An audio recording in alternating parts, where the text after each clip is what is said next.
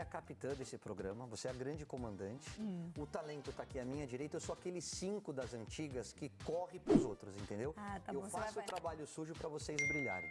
Você tem muito mais talento, amigo. A gente não se importa em vestir assim.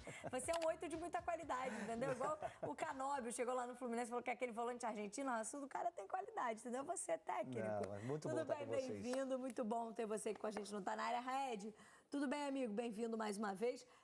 Parecia que esse jogo estava indo para os pênaltis, que a gente teria já o primeiro alerta de pênaltis da Copa do Brasil já na estreia. Mas aí o Galo resolveu decidir o jogo, né? Mesmo de pênalti, né? Mesmo com um pênaltizinho ali que alguns árbitros não marcariam, mesmo que houvesse o toque, como aconteceu dentro da área. Boa noite, Camila. Boa noite, Caio. É sempre um prazer estar contigo. Muito bom, amigo. Eu conto nos dedos, às vezes, que eu consigo fazer um programa com o Caio e, pô, eu tô felizão aqui. Tá vendo, Sport TV? Me chama mais que eu venho, Isso, tá? põe o Caio aqui no Tá Na Área. Deixa eu só passar um bastidor. Você falou assim, o Caio decide. Na semana passada eu fiz Brasil e Argentina pelo Sul-Americano Sub-20, o Brasil foi campeão Sub-20, mas não poderia ser... Bora ver aí, né, rapaziada, Sport TV aí, vamos ver o que esse pessoal vai falar aí, a vitória do Galo. Contra a Argentina. Uma foi em 83, não aconteceu esse ano, tá? O Brasil só foi campeão na rodada seguinte. Uma foi em 83 e a outra foi em 95. Eu tava contando pra esse cara aqui, ó, como é que foi o título de 95, que o Brasil venceu a Argentina no Sul-Americano Sub-20 e foi campeão. Quem tava em campo? Mudar isso. Quem decidiu? Claro que Caio Ribeiro. Era uma época boa, era uma época que eu tinha alguns quilos a menos, mais cabelo, era legal. Eu corria sem sentir dor no joelho. Eu ia falar, as articulações funcionavam perfeitamente, Nossa, né? que saudade, delícia. que saudade. Tudo assim, todas as articulações bem lubrificadas, né, do corpo. Não tinha essa coisa de dor aqui, dor ali. Entendo, amigo. Agora, falando um pouquinho mais dessa classificação, daqui a pouco a gente tem Rogério Corrêa com a gente aqui ao vivo no Tá Na Área, que participou dessa transmissão que você acompanhava aqui no Sport TV. Lembrando que daqui a pouquinho tem Vasco aqui também na tela do Sport TV. Agora, um Atlético que até brinquei com a Ed, parecia, a gente estava ali assistindo os bastidores, falou, acho que teremos alerta de pênaltis. E aí, claro, uma cobrança de pênalti, mais uma vez o Hulk é decisivo, porque esse sim, né, se tem um cara para decidir... O mais decisivo do Brasil. Assim, pro Atlético Mineiro. Mas bacana tem um gol do Rony também, né? Embora a gente possa discutir, não tem VAR nessa primeira fase, se tivesse, haveria ali uma falta do Rony, do jogador adversário, mas enfim, tem a primeira oportunidade como titular, entrou no último jogo, mas já balança as redes, já chega, né, colocando seu carimbo ali no Galo. E o Rony é um cara consagrado, super campeão pelo Palmeiras, então não precisa ser avaliado, mas é um ótimo cartão de visita, cartão de chegada para a torcida do Galo, né? Porque ele sofre o pênalti, que o Hulk acaba convertendo, e faz o gol depois de um golpe de MMA que joga o lateral dentro do gol, mas acaba se levantando e fazendo o segundo gol. Mas sabe o que eu acho muito legal da gente falar desse jogo? Passou o melhor time, o Atlético foi superior durante o tempo todo. Não achei assim não, tá? Enaltecer a mudança de regulamento. Porque quando você transforma esse jogo num jogo eliminatório e um empate sendo decidido nos pênaltis, faz com que o time grande, no caso o Atlético, que tem mais investimento, que tem mais qualidade técnica, leve mais a sério a competição. Então a gente vê um time quase todo titular, com Scarpa, com a linha defensiva e Everson no gol, e só o Hulk sendo poupado, né? Com a estreia do Rony, dos jogadores que chegaram, com o Edson ali pela direita. O Igor Rabelo.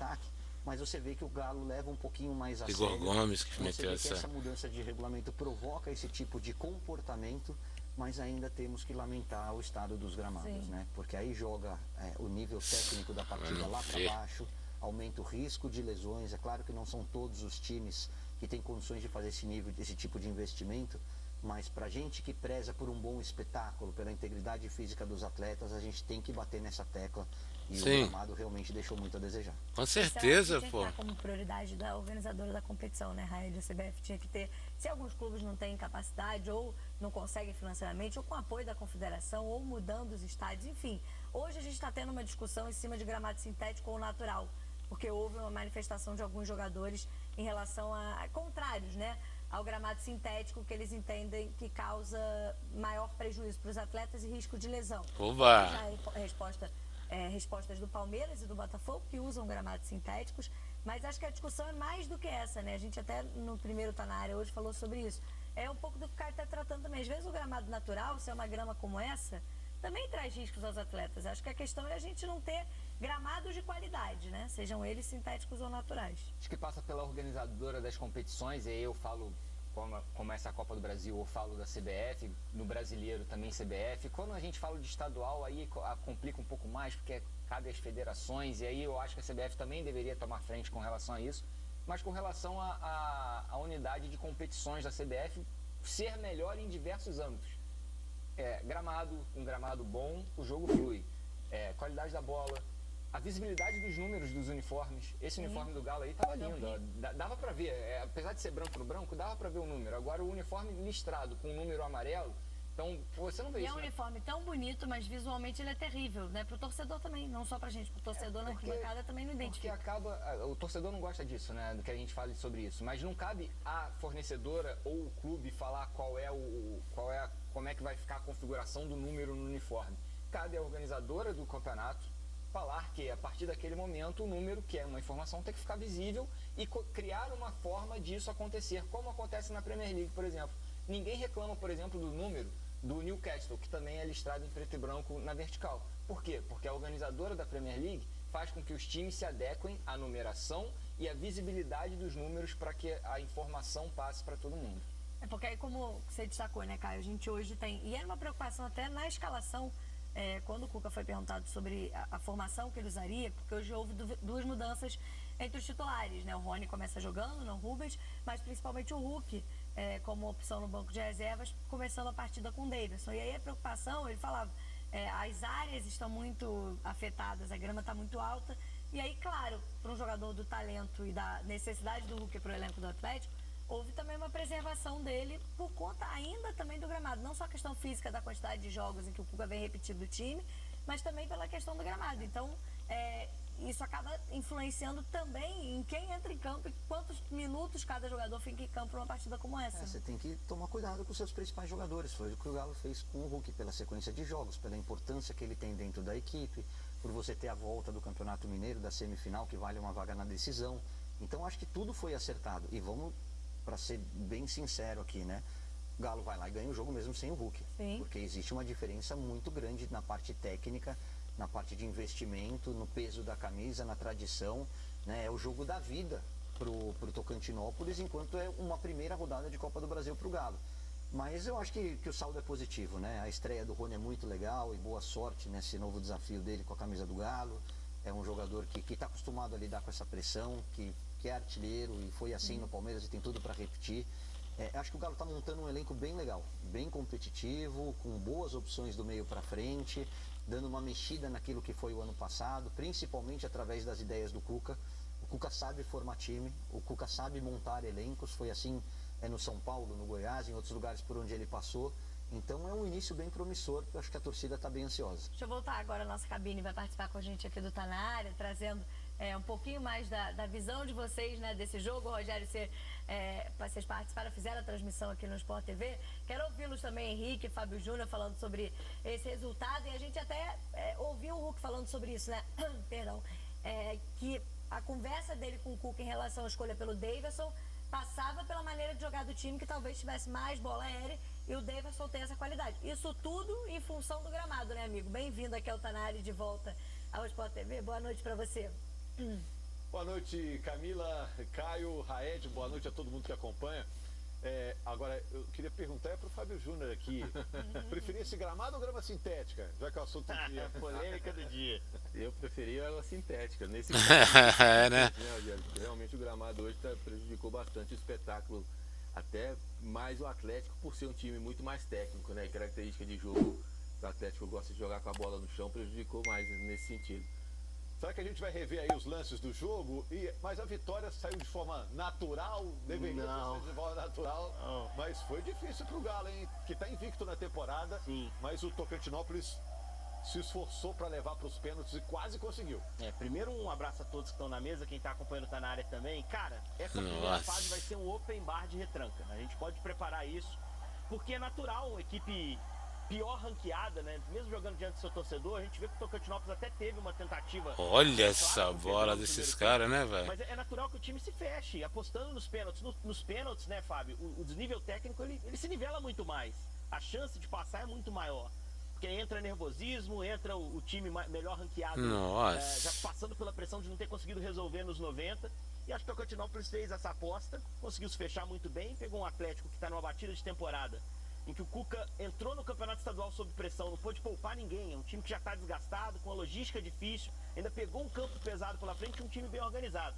Acho que isso sintetiza o que foi a falta até de criatividade e chance do Atlético no primeiro tempo, né, Fábio? Eu acho que a gente falou muito durante a transmissão também em relação à questão das condições do gramado, as possibilidades de jogo, né? A gente não pode deixar de lado isso, mas ao mesmo tempo nós temos que analisar que o Atlético, independente da situação no gramado, independente de outras situações que aconteceram no jogo, é um time muito superior tecnicamente. Então poderia, de repente, até ter definido o jogo de uma forma mais tranquila. Essa bola do Rony, pra mim, tem muito do gramado. Né? Essa tem, que ele não consegue. Sai no intervalo reclamando, você vê que ele não consegue, quando ele tenta dominar, a bola acaba quicando, aí ele perde o domínio, perde o controle. Ali, na verdade, ele acaba sendo desequilibrado. Mas, enfim, eu acho que a ideia do Tocantinópolis era essa, né? Era se fechar, né? E tentar levar o jogo para os pênaltis. Conseguiu isso até em boa parte do jogo, até no finalzinho quase do segundo tempo, né? Onde aconteceu a penalidade muito bem batida pelo... Olha lá quem tá, os dois, Lianco e Alonso. Quebrada, né? É difícil você conseguir construir uma jogada trabalhada, Rogério. A gente já vê que no segundo tempo tem uma mais clara do Rony, né? Se não me engano é exatamente esse lance, a bola vem do zagueiro, ó. Aí, essa daí, ó. Num jogo difícil desse, você tem que trabalhar para cravar. O Rony perde uma chance melhor do Atlético no jogo, e se faz, o jogo condicionaria a favor do Atlético, né? Mas o time seguiu batalhando até o fim. O Hulk entrou já no intervalo, o Cuca foi fazendo mexida para colocar o time para frente, né? O que ele tinha de jogador ofensivo no banco, ele foi colocando. Acho até que eu não tiraria o Daverson no intervalo, acho que uma combinação talvez melhor fosse Hulk com o Daverson, e não necessariamente você precisaria tirar o Rony, você poderia abrir ele no jogo, enfim, colocar ele na ponta porque ele tem essa versatilidade. Mas acho que as mexidas empurraram o Atlético para frente, deram ao time o volume de jogo final, né, para tentar fazer o seu gol, e através do pênalti esse gol acabou vindo para descomplicar o jogo. O Rony foi o cara que teve mais chances, né, Fábio? Como é que você vê esse Ele início teve dele no... alguma oportunidade, essa dele de cabeça, então ele ameaçou a bicicleta, né? Aquela A bicicleta. Ah, Fábio Júnior. Presente dentro da área também, aproveitou bem os espaços, né? Aí acaba sofrendo o pênalti. O pênalti é tão desnecessário, a cavada é longa e estava coberta, ó. O zagueiro ia chegar primeiro, passando, né? Não tinha necessidade de fazer isso aí, mas ali naquela ânsia de marcação dentro da área, ali o zagueiro tem que ter cuidado, né? Dentro da área, a área sempre protege o atacante. Então acabou sofrendo pênalti, e aí o Hulk, com toda a perfeição do mundo, coloca essa bola lá em cima, forte, impossível de chegar nessa bola para fazer a defesa, né? Até para bater pênalti você tem que ter a tranquilidade, porque era um momento decisivo onde você precisava finalizar. Então o Hulk mostrou tudo Ali isso. foi mesmo, viu, cara? Com relação ao jogo, Ali foi tenso, irmão. Carrega bem a bola de drible, de Olha um isso. contra um, e isso acabou atrapalhando em alguns momentos. Caio Paulista ali, ou Rubens. Houve a possível falta do Rony no zagueiro, né? Na hora que a bola é cruzada, o Rony chega no carrinho. Na verdade foi falta, né? Pra mim foi falta também. Ali, quando a bola passa, a gente vai ver devagar ali novamente. Acho que foi o Bernard. Que a bola acaba passando e o Rony dá um carrinho no zagueiro, carrinho, né? E a bola pega volta só pra o ele e Magno. finaliza.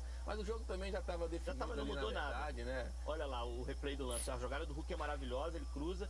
O Rony chega no carrinho e atinge só o zagueiro ali dentro da área. Não mudou nada no jogo, não teve peso nenhum. E aí não custa a gente lembrar, né, Rogério? Até a terceira fase não tem VAR. A partir da terceira, o VAR começa a atuar. Cara, mas vamos falar a verdade. O Rony entrou, parece que ele já está no Atlético há muito tempo, né? No jogo que ele entrou também na rodada passada. O Bernard. Ele vai ser titular. Muito A bem. sensação é que ele vai E ser hoje, titular. novamente, O Bernard que deu o passe. dentro do campo, né? Se encontrando ali com o Hulk, com o Scarpa, movimentação, enfim. Parece que ele já está no Atlético há um bom tempo já jogando, porque entrou nesses 2 últimos jogos, ele foi muito bem. Olha só, Camila, Caio, Raed, agora o Atlético aguarda o adversário, que será uma equipe do norte do país também, né? Vai jogar contra o Independência do Acre ou então o Manaus do Amazonas. O jogo é amanhã, né? Vai sair aí o adversário do Galo na segunda fase da competição. E a gente está com os boleiros aqui, você aí também, Camila. Eu fico pensando que o campo ruim dificulta a corrida, dificulta o drible, o passe. Agora, a finalização... faltou um pouquinho de pontaria, né? Em alguns momentos dava para finalizar melhor e até por isso o Galo ficou esperando até depois dos 40 do segundo tempo para garantir essa classificação que parecia tranquila. Exatamente isso. Obrigada, Rogério. Obrigada, Henrique, Fábio. Ótima transmissão aqui no Sport TV. Obrigada pela participação também no Tá Na Área. A qualquer momento a gente traz a entrevista do treinador do Galo, do Cuca, quando ele estiver falando, a gente traz aqui também dentro do Tá Na Área, porque daqui a pouquinho tem mais bola rolando, mais estreia na Copa do Brasil, é a vez do Vasco.